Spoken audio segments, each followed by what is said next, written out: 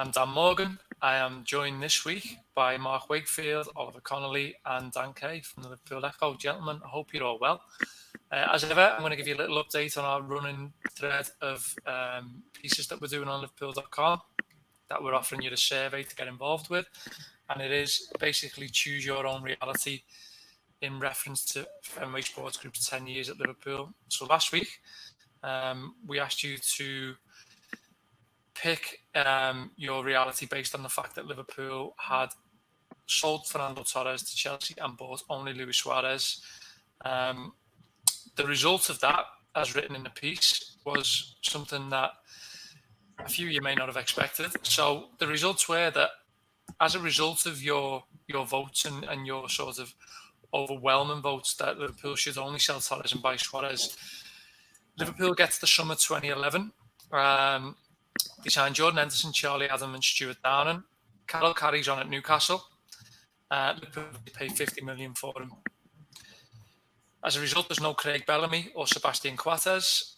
And as a result, the season plays out how it did, but for a few crucial differences. Without Bellamy, Liverpool bow out of the League Cup to Man City in the semi-final stage because he's so influential in that second leg at Anfield. And they also go out on penalties to Everton in the FA Cup semi-final at Wembley because he isn't around to put the ball in Andy Carroll's head for the winner that sealed the tie.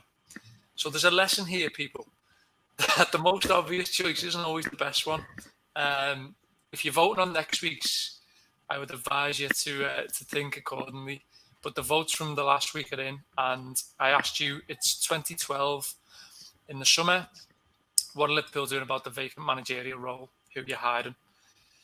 With 6 votes and 5%, Frank de Boer, 8% of the vote, Roberto Martinez, 12% Andre Villas-Boas, 32% Brendan Rodgers, and 44% Rafael Benitez. So you've picked your own reality, and Liverpool now in the summer of 2012 have Rafa Benitez in charge. That piece will be on Liverpool.com Friday as to what happens then and what realities then play out. And you can have a vote on the next survey as a result going into next week. I hope that is all clear. If not, please head over to Liverpool.com and read the 2 pieces already to familiarise yourself with the concept. Moving on, gents. Liverpool get through a turbulent past 2 matches for a variety of reasons. Jurgen Klopp said after Sheffield United he has 500 million problems, which, you know, seems quite mild really when you scroll through Twitter. Ollie, you're back after not even a sabbatical. You just haven't been on the Liverpool.com podcast, and I shall take full blame for that. It's hard to know how big these results will be until the end of the season, but you get the feeling that Ajax and Sheffield United in particular felt massive. Yeah, I've talked about this on the Facebook Lives we've done. I've written about it a bunch as well. I think it's just got to be a survive and advance mentality until you get past January into February, March. Just find a way to win games, find a way to pick up results, whether the performances are complete, whether you can get a great 20 minutes to blow a side away, whether it's starting poorly and looking like you're struggling a little bit, and then you find a way to dig yourself out as you did against Sheffield United, whether it's just meandering through 45 minutes against Midtjylland in the week. Just find a way to get it done, and then find yourself in February, March within 3 points of the title and into the next round of the Champions League, whether that's 3 points ahead, 3 points behind. So just beating City head to head, beating Leicester head to head, whoever it winds up being. That is the goal they should be pinning at, is when we get to February, 3 points either way, and we know we're in the knockout stages of the Champions League. And anything other than that, I don't think there should be too many highs, too many lows. It's such a crazy, frenetic season. It's already wild. That should be the only impetus, is just get there intact, and then you can have a final sprint at the end of the season. There's definitely an adversity there, Dan, in the past 3 games, isn't there? You know, there's a huge sort of sense of digging in, but there's also the sort of Liverpool muscle memory of, you know, 18-19, first half of 19-20, where there is that sort of champions inevitability to a lot of things that they're doing now. You know, they're sort of creating a narrative in their favour. The last half an hour against Ajax sticks in my mind, where they just decide we're not conceding a goal here. You know, that's just basically how this game is playing out. And if there's going to be another goal, it's going to be ours. And it's interesting that sort of context is present around them without someone like Van Dijk being there. Yeah, I think you're right to use a phrase like muscle memory, because this is a Liverpool team now that's been kind of honed over the years and has evolved from that kind of swashbuckling early days under Klopp, when it was we'll score more than you, then a more pragmatic approach. And I think now we're almost seeing kind of like a mixture of the two. And one thing I particularly enjoyed about the Sheffield United game on Saturday was the way that started really well, could have been 2 up, then obviously they score, and we kind of went to pieces really for maybe going to pieces a bit strong, but we were we were on the ropes a little bit, and Sheffield were very much on top, looked the most likely side to get another goal. And I think you've got to have periods like that, I think, to kind of like to give yourself that extra steel. Liverpool have proved that, well, Liverpool as a team and a squad have shown that over a number of years, but obviously there's new players that have come in. And to be honest, there were spells like that against Midtjylland on Tuesday night as well, but particularly probably the last 10, 15 minutes before Salah got the penalty. All of a sudden, we seem to be gassing a little bit and blowing for tugs. And the Danes, quite rightly, and fair play to them, realised, hang on, we're only 1-0 down here. Let's give it a bit of a go. And they had a couple of chances. There was the shot from the edge of the box, that one when the lad dropped his shoulder and tried to dink it with his left foot when he should have gone with his right. Adam Lallana was on BT last night, and I can't remember hearing him say it at the time, but the Echo's done a piece on it earlier today. I think he's maybe slightly overstating it, but he said something like Klopp will be secretly loving the fact that Liverpool have got a little bit of an injury crisis, because he likes being the underdog, and it gives him the opportunity now to almost create a little bit of a siege mentality within the playing group. Things have gone their way for so long. Not that it's come easy to them; they've had to dig in for it. Of course they have. But if there was any kind of sense of a superiority complex, we were champions of the world, England, and the Premier League. What's happened over the last few weeks or months has made them realise that if they want to achieve again this season, every man jack of them is going to have to dig in and graft.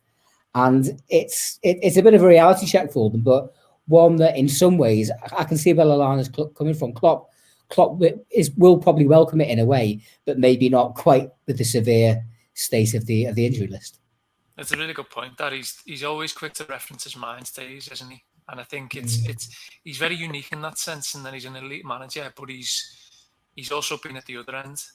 He's also sort of been at the rough and tumble end of teams getting relegated and not getting the breaks that they want, and it's almost sort of what makes him such a unique outlier in that sense.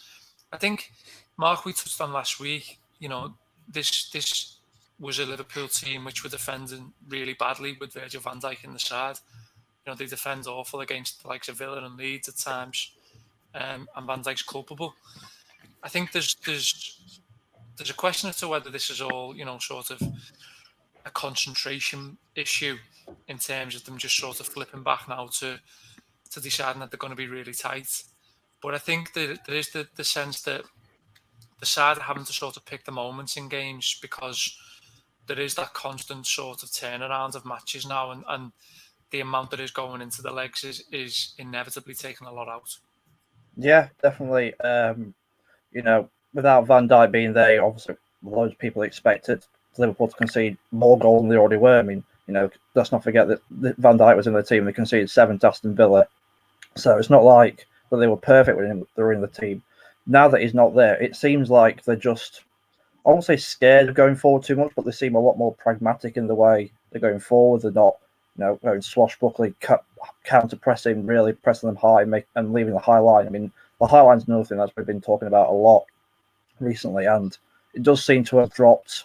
It might only be like 5 yards or so, but that does make a lot of a difference when, teams try and play the offside trap, and obviously it comes off or it doesn't. But yeah, they just seem to have, I'm not going to say concentrating more, but it does seem to be like Van Dijk not being there has had a positive impact on them, whether it's down to concentration levels, whether it's down to, like Joe Gomez standing up and be countered, wanting to, say, well, now that Virgil's not here, we're going to stand up and, take the mantle, if you like. So it's certainly interesting, the fact that, since Van Dijk has gone, Liverpool have got better defensively, and, part of that might be down to Fabinho being there. You've got someone in midfield who is playing at centre back, but also reads the game like a midfielder, that could have an impact on it as well. So, yeah, it's certainly not as straightforward as we've got our best defender out, we're going to see more goals. It's definitely not going to be like that. But we're probably going to touch on it at some point. The injury to Fabinho is now going to be a true test, and like you guys have said already, Klopp does thrive on being the underdog and thriving in adversity. And this is arguably, since Liverpool have got to the peak of English football, this probably is the most adverse time that he's gone through since being at Liverpool. Ollie, we had a chat this morning about the general sort of state of play and where Liverpool are after 2 Champions League games. And as the day's gone on, a couple of things have sort of come to my attention. Firstly, I think if you'd offered any of us 6 points from 2 games, but 6 points from 2 games with the front three only playing the equivalent of 90 minutes, we'd have all bitten your hand off. Mm-hmm. And the manager is front and centre of that, by the way. I think that's a huge sort of positive that will serve us well, hopefully, in the next few weeks. But also the other thing was, we sort of pondered the question that the Atalanta games are massive in that you sort of want to be qualified by the end of game week 4. And the more I've thought about it, the more I'm wondering whether the Atalanta game coming up, the first one, there's just going to be a mad side, like madder than last night. Yeah. And I think you can sort of bargain for that in the sense that if the manager sat here, he's saying, yeah, you're all saying we all need to be qualified by game week 4, but I've got Midtjylland in those last 2 games, and a back us there, and a back us against Dijk at home. So actually, if I've got a mad side to throw out, it's Atalanta away probably, and then you're sort of rolling your sleeves up, where the underdogs type of management that he gets to have, that he doesn't get to have anymore with Liverpool because the favourites in every context comes out again. It almost, the more I've thought about it, the more it feels a little bit Everton at home in the FA Cup last season. Yeah, that's definitely possible. I think you could see, even just from a tactical standpoint, I've written for the morning about moving to a back 3. Does he do something like that? Because Atalanta's going to be such a rare one-off case. And if they get you, they'll put 5 or 6 past anyone. You could be playing well. It's just the way they play. They throw 7 guys forward and you hope for the best. So I think that's a good point. The only goal should be what just gets us through the group. It doesn't even matter if you finish first or second in the group anymore. The draw can go anyway. They're weird games. There's probably still going to be no one in the stands come March when the thing restarts. So if you target the Michelin game, as you say, in Ajax, then the Atalanta ones you can just kind of throw out and focus more on the league games. And City's coming up. The West Ham game is not going to be easy given the injury concerns. So I think that's right. I just want to go back quickly to something you mentioned there about the mentality from before. Danke referenced a perfect point. I think we won't know how important those games were necessarily, but I think Klopp will be so delighted with that terrible 30-minute spell against Sheffield United, because they were so bad and it would have been so easy to cave because the decision goes against them again and they're really tired because the midweek was tough and we got to do this again and we got to pick up and go again next week and this is happening again. It would have been so easy to cave, and we mentioned it, I think, on a Facebook Live after the show. It didn't take. Usually it takes the spark of going in at halftime, gather yourself, manager says something, you make a tweak, you make a change. They figured it out themselves on the pitch. The final 5 minutes, from the 40th minute to the 45th minute, they just flipped. And they were like, no, let's go again. We can gather ourselves. That kind of mental switch to have within a squad yourself on the pitch is absolutely massive. Yeah, absolutely. I mean, over the 3 games, Dan, Diogo Jota has been a huge positive for Liverpool. I think the most sort of impressive thing for me is just it's almost a little bit Fowler-like in his pension to sort of be around sort of the place in the area where you want someone to just tap the ball into. And Liverpool haven't scored a lot of those goals over the last 2 years, it's sort of the back post 6-yard box type of goal.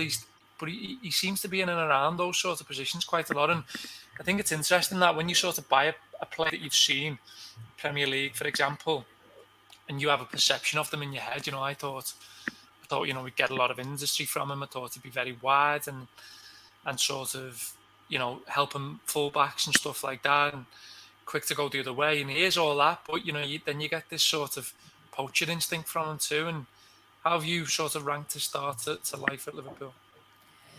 I've been really impressed with him. He likes a cop end goal, doesn't he? 3 and 3 in front of the the famous old terrace now. And I think scoring so early on it, I think two things helped him. For a start, the fact that the Thiago saga rumbled on all summer, didn't it? And then finally it was announced, and then I think it was literally within about maybe an hour of Thiago being confirmed, all of a sudden the likes of Paul Joyce and all the Liverpool writers were saying Jota imminent, and it had been on nobody's radar really, had it? And within 24 hours it was confirmed.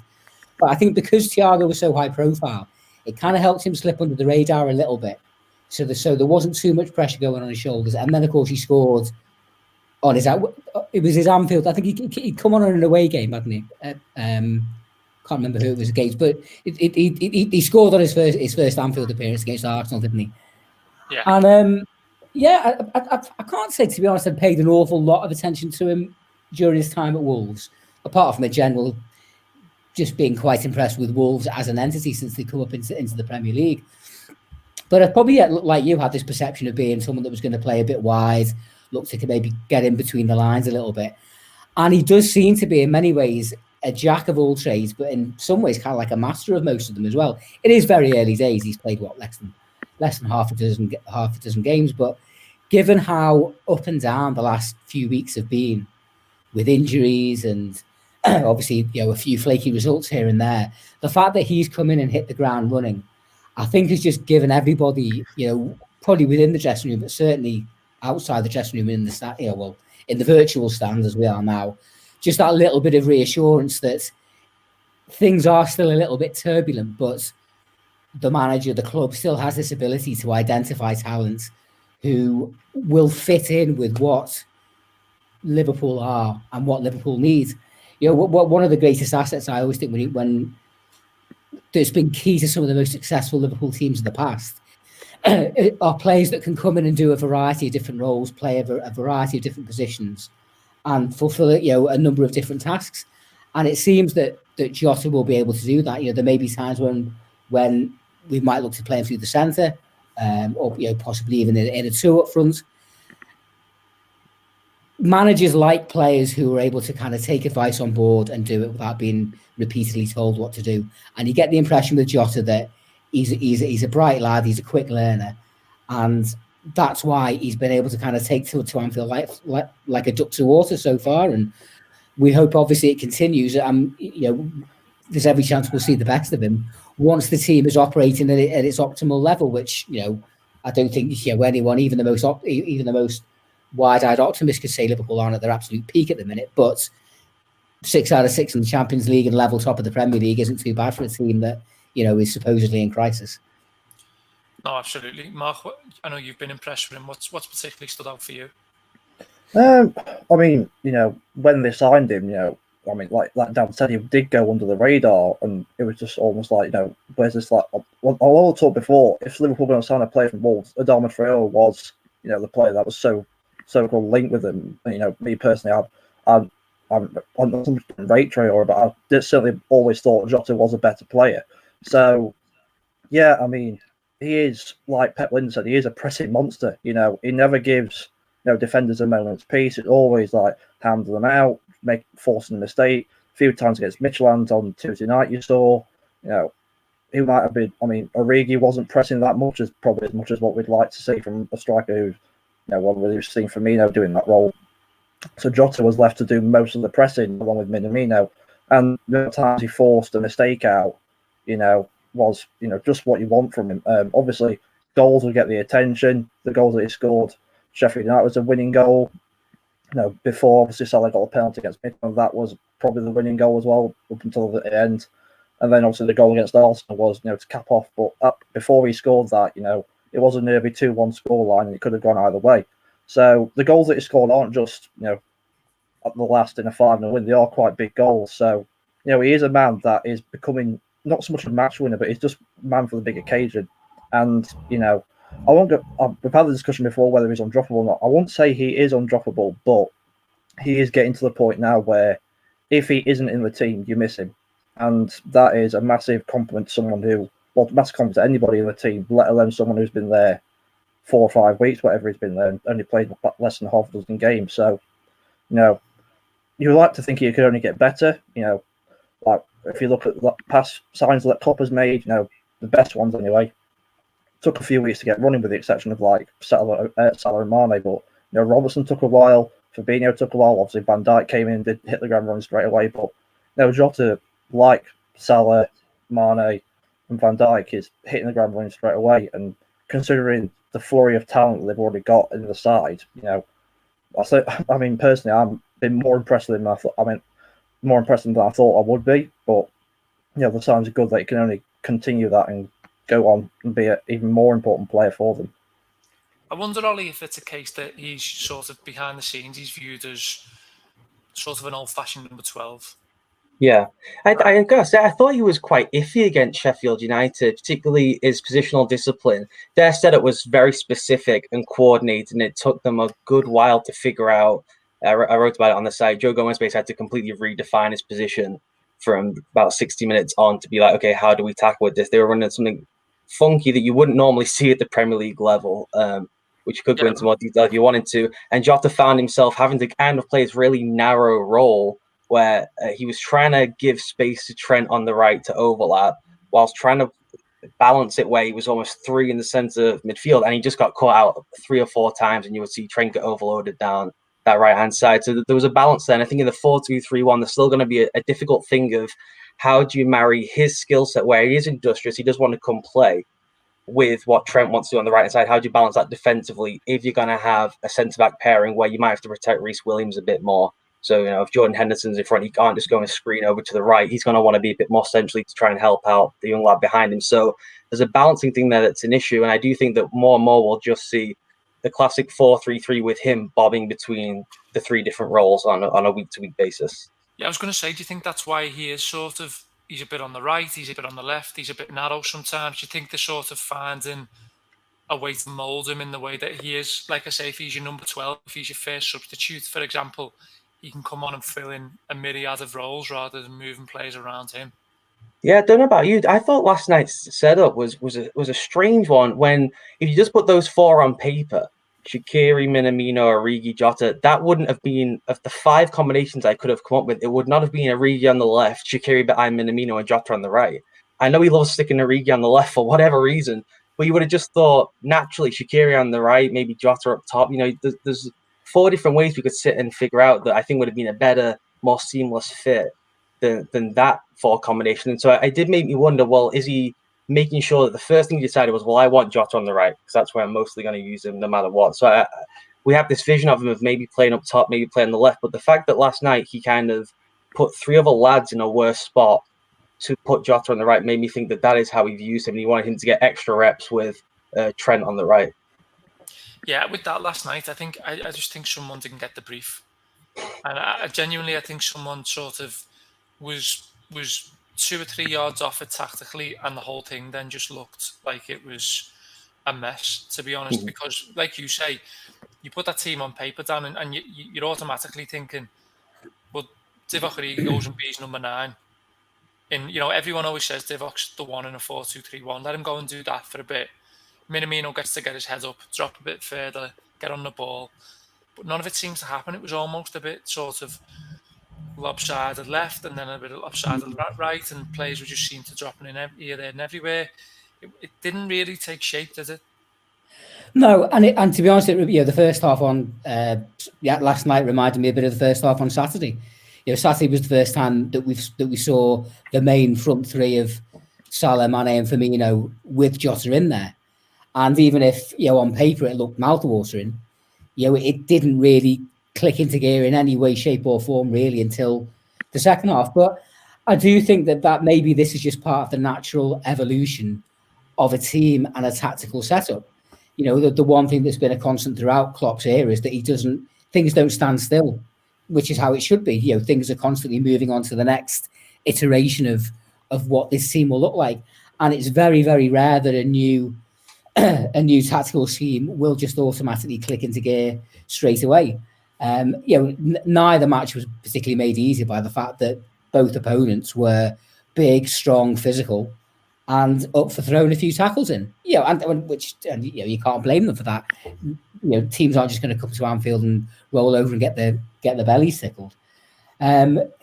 I think also what doesn't help in the current circumstances, and of course it's the same for everybody, but particularly when you are trying out new systems, new players, is this otherworldly atmosphere that they're playing in. And a few people made the point that we're all players, spectators, journalists. We're all used to football behind closed doors now. We have been for 6-7 months, but it just felt a bit more pronounced because it was Europe. Because particularly for Liverpool, so much of our identity is tied up in these European nights and the floodlights and the atmosphere and everything. And the players are human beings like anybody else, and whatever novelty or unusual nature to it is well worn off now, and I'm sure they're as sick of it as we all are. But of course, they're in a position where they can't afford to just sit there in a grump in front of the telly or in a bar, or whatever. They've still got to go about, be as bright and strong physically and mentally as they can. And sometimes it just isn't going to happen, and that's when discipline and mentality kicks in. And you have to accept that, all right, it's not really working at the moment, but keep grafting, keep battling away, keep doing the things that we're supposed to be doing, that we've been practicing and training, that we play the football that we know that we can.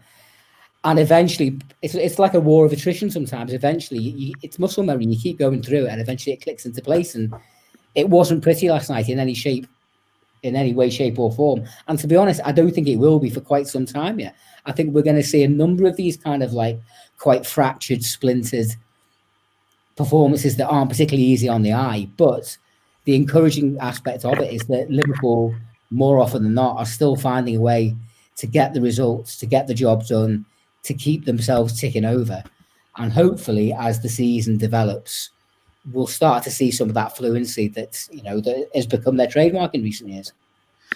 Yeah, Mark, we wrote on the site about sort of the olive branch to Xherdan Shaqiri now that we're in a 4-2-3-1. The manager clearly won't trust him in a 4-3-3. That's been clear for over a year. But he's changed the system. He's stuck with it for the last 2 games. And I think there's reminders whenever Shaqiri goes onto a football pitch, there's reminders that he's ability-wise up there with the best in Europe. And that's not an exaggeration. You got the likes of Crouch and Lallana there who were genuinely eulogising about him yesterday when he's referenced because they play with him, and the ability to sort of open a tin of beans with his left foot it shouldn't be passed up on that he does have that game changing ability at any one time. But I've sort of been more impressed with how he's taken hold of games in spurts over the last 2 appearances wherever Liverpool just needed 5 minutes. He's done something that is, for me, it's tactically better than I've seen from him in his first season, put it that way. Yeah, I mean, it's a strange one with Shaqiri. I mean, in the past 12 months, if you go back to say in March, April, like if you just said Shaqiri's going to be a key player at Liverpool by October or whenever in the next season, most people would have laughed at you because he just wasn't playing for one, whether he was injured, whether it was selection. Obviously them in the club know the reason why. But since he's come into the side, I mean, against Lincoln, albeit it was against Lincoln, but it was very well that they saw the free kick. He is capable of doing that. And against Midtjylland, I mean, he's just become a player that seems to have gone under the radar completely. All the talk about the shadow front 3 or front 4, if you include Origi as well, is gone. Has been focused on Jota, Minamino, and then Origi as well. So Shaqiri's gone a bit under the radar a bit. But out of the 4 that played that played against Midtjylland, I thought Shaqiri probably played the better. But like you say, Klopp doesn't trust him in a 4-3-3. It's got to be in a 4-2-3-1 or like it was against Midtjylland. He played him in midfield, which we've not been accustomed to seeing of a player like that. He is a forward, that's what we know him as. But for Klopp to play him in the system, he's got to have trust in all his players. And like I said, it wasn't awful, but it wasn't fantastic against Midtjylland, and that's something that is not like him because a lot of times he is either really good or really, really bad. And you saw with the goal for Jota, he played a lovely little 1-2 with Trent to tee up the ball for Jota to tap it in. He does have those moments where he just drops into these little pockets and just can dictate games. But then he has little moments where, he just tries to do something a little bit too clever and it just doesn't come off at all. So he is a frustrating player in that aspect. But yeah, you're never going to grumble having a player like Shaqiri on your books because, on his day, he can be world class.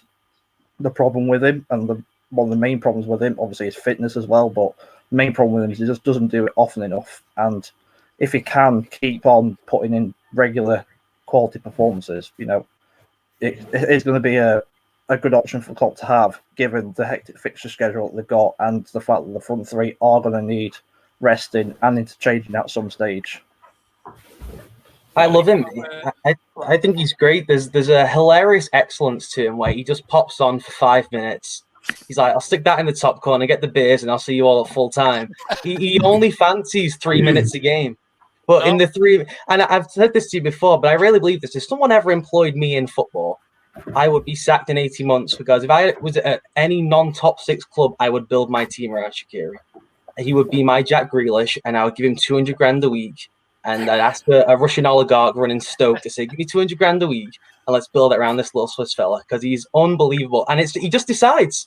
He was dreadful to start the match. Then he picks outside the box, says, watch this now. And he goes, all right, I'm done. I'll see you all later on. So it's how do you even manage that? I can't even imagine. Linders and Klopp must sit there and be like, what are we supposed to do? Because he can do this. And then for 90 minutes, he's just going to be like, yeah, don't fancy it now. Sorted. Honestly, I mean, I'm exaggerating here, YouTube, but he absolutely ruined the second leg against Barcelona for me. Because I was just tearing my hair out with him tactically. I was like, Shaq, Jordi Alba's gone again there, mate. Shaq, no, he's off, mate, again. Shaq, yeah, I know we're winning 4-0, but, mate, you need to sack him. Honestly, he was just tearing my hair out with him in that Barcelona game, and it was Anfield's greatest night, but in many ways, like you say, his brilliance is that he goes and puts a ball on Wijnaldum's head and just decides, yeah, he's influencing the game of football. Ollie, while you're there, how grateful are you for Alisson Becker's powers of prayer right now? It's a big deal. Hope he can call up Fabinho. They can get together, do whatever they got to do. Let's get him in the pool.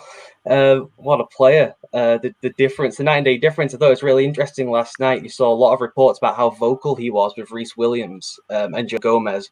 Joe Gomez, not a talker. Reece Williams, obviously, what a crazy situation to find yourself in. Not 6 months ago, he's playing for a terrible Kidderminster team in the National League North, which is the 6th division of English football, the old school conference for all people. Not in the conference itself, in the Conference North, for a bad team. You could get the impression this lad must be some young dynamo who somehow found himself at Kidderminster, and they must have been like, the best team in the division, and he's dominating games as this kind of young Virgil van Dijk looking 19-year-old. They were terrible. And now he finds himself playing at the Johan Cruyff Arena one week, and then walking out at Anfield, coming on as a sub, which is an extra level of pressure and difficulty. So to have him step in, I thought it was really notable that Alisson was vocal in a way that people who have been attending these matches behind closed doors and have been able to kind of see how people talk to each other, how that's maybe changed because there aren't any crowd in there. Maybe people have become more vocal because they can be heard more across the pitch. And Alisson has gone from being someone who was usually quite just kind of scary and a little bit psychotic to now feeling like he might have to talk a little bit. Yeah, I mean, just moving on to sort of the defensive issues, I wonder, I think West Ham's fascinating in all manner of ways, regardless of whether they can get Joe Matip on the pitch or not. I think it's absolutely sort of imperative that we win the game, and I think we're going to see a real sort of insight into how Jurgen Klopp's mind works when he sort of announces that team, and we get to see what Liverpool are doing. My thing is with it, I think you get to see last night with how influential Trent was again. I thought he was excellent. I don't think that was just a Michelin thing. I think that performance has been sort of there and been waiting to come out for since the season started. To be honest, I think the point I'm trying to make is that I think there's things that he won't want to sacrifice going forward, and I think the fullbacks are one of them. Yeah, and it wouldn't surprise me, therefore. So when we were having the Jota chat before, Mark mentioned the word undroppable. Wouldn't surprise me if Jota's back on the bench on Saturday if Thiago's fit. So I think we go back to the 4-3-3, and I think the manager sort of has the impression that the 2-8 sit for the fullbacks, but the fullbacks go. Like, we are not sort of changing how we play, even if it's Reece Williams or Nat Phillips at the back. The fullbacks are so fundamental to the way this Liverpool team operates, aren't they? Both as an attacking force and a defensive way. And I think you're right. Trent's delivery with some of the balls he played last night was sublime. The curve on them, the flatness of them. Sometimes he really had his range together. And you accept with the fullbacks Liverpool have that because they love to get forward. They play such an important part in the attacking armory. Occasionally, we might get caught at the back a little bit, and obviously that's why Van Dijk and Fabinho, the two of them were so important in terms of giving that extra protection. The reality is, certainly we know that the two of them aren't going to be there for a while. We wait to see on the scan results from Fabinho. There seemed to be a suggestion made last night that it may be not quite as bad as we were feared, and when we were talking, and we'll be talking weeks rather than months. But there's no point speculating about that until something concrete comes through. It's a hard game. I've seen West Ham a couple of times in recent weeks, and they look a completely different animal to the flaky organisation that they seemed last season, and they'll fancy coming to Anfield. Their claret and blue cousins put 7 past us a couple of weeks ago. They've had some good results against Chelsea and who did they play last weekend? I can't remember who it was, but they got a good result. City, of course, yeah. But Spurs come back as well. That's right. Yeah. But it's absolutely crucial, as you say, that Liverpool, having gone, what felt like a lifetime in the modern Liverpool era of 2 league games without a win, build on Sheffield United that last weekend, get another 3 points, and then as was mentioned before, Atalanta in midweek. I think that is the game when you do almost take it on the chin, mix things up massively, because I don't know if it was directly referenced, but the game after Atalanta and the final game before the international break is City away. Now, you'd like to think maybe the likes of Matip might be back for that. To be honest, I'd be inclined to keep Reece Williams in on Saturday. There is the option of playing Henderson there, isn't there? He played 1 game there against Monterrey in the World Club Cup semi-final in Qatar last December. Jordan Henderson is one of the finest professionals Liverpool have had, certainly in my 3 decades plus of watching them. But particularly, obviously, as we don't know how long Fabinho is going to be missing the midfield, and Henderson's only just come back from injury himself and got a whack last night as well. Given the compressed nature of this season, I don't think we can afford to take too many chances. I think we're going to have to accept, if you've got, it's not really my bag these days, but if you've got any Liverpool defenders in your fantasy league team, I wouldn't be counting on too many clean sheets anytime soon. But this Liverpool team, I think we have to focus on making sure that we get results. And if that means scoring more goals than the opposition and accepting that we might be shipping 1 or 2 a game, I think maybe that's just the price we have to pay for now. I think if I'm the manager, Mark, I'm sort of asking the question to the medical staff of not where Joel Matip's at, but where's Kostas Tsimikas at? Robertson's going to need a rest soon at some point. Where's Thiago at? If you can get him back in the side, there's another vocal presence that may ensure that you can drop Henderson back to centre-back. Where's Naby Keita at? If you want to go back to the 4-3-3, then you need more midfield options. James Milner can't go to the world timing again. There's other players that are not being referenced here who are going to be just as crucial in the build-up to the next international break. Definitely. In terms of Tsimikas, we've barely seen him. He played against Lincoln, played a half decent game for a debut, and then obviously he's been injured ever since then.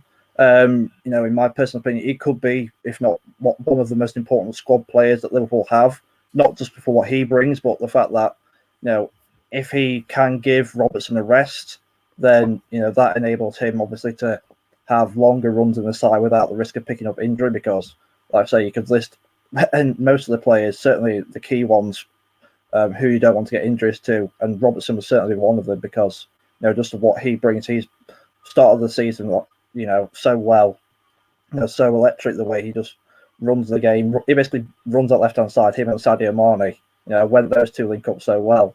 And, if Tsimikas can, get back to fit, for him, this is his first injury that he's had, and it's sod's law that he's got it when he comes to Liverpool. So hopefully he can get back to fitness. And it's a tough one with him because you can't just drop him in like Atalanta away and say, "Here you go, Costas. Go up against one of the most informed attacking sides in Europe and try and help us keep clean sheet or get through." That's going to be unrealistic to expect him to do that. But on the flip side, he's got to play games at some point. So when do you use him? Do you use him wait until he's off, or do you chuck him in for the league game against a lower Premier League side that you think you can possibly scrape through? Well, that's West Ham, probably not. He's probably not even fit enough yet. So Robertson will probably play in that. When you go back to Thiago, for me, if he's fit, he plays. No matter who you're playing against, because he just dictates games. He's arguably the most influential player on the pitch in the game and a half that we've seen. He's absolutely vital he stays fit, especially with Henderson being a bit iffy with his knocks every now and then. Fabinho getting injured as well. There's no Naby Keita, like you said. Alex Oxlade-Chamberlain, I'll say he's been a player who's just been forgotten because he's not a bit fit. So he's another one that they've got to make sure that they get back as soon as possible.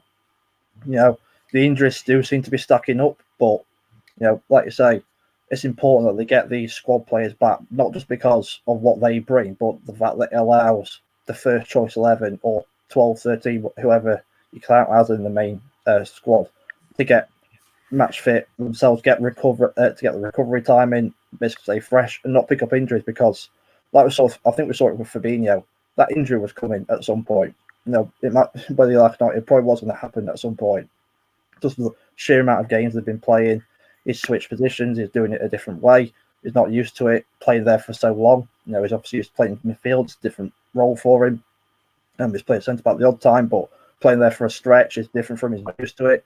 So, that they've got to get these players fit because, like I say, it's so important with the amount of games they've got coming up that to have a squad, not just for using them sake, but to make sure that everyone stays fit and stays off the treatment table.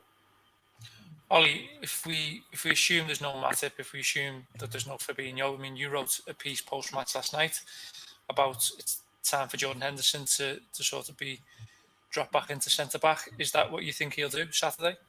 No, and it's a piece that proves why I would be so bad at this job, because I woke up this morning, I was like, I'm not sure, yes. And then as Dan K was talking, I was like, you know what, Dan K is right, we shouldn't do that. So I would be, as a manager, mid-game being like, we made the wrong choice here, Pep, let's consider this. I think what you have to do is say, and again, I've written a piece in the morning, almost a thought exercise about 3 at the back, and you can get yourself into this kind of like these theories of, Henderson has the skill set to play here, and you actually could do something really interesting with Robertson at the left side of a 3. That could be interesting.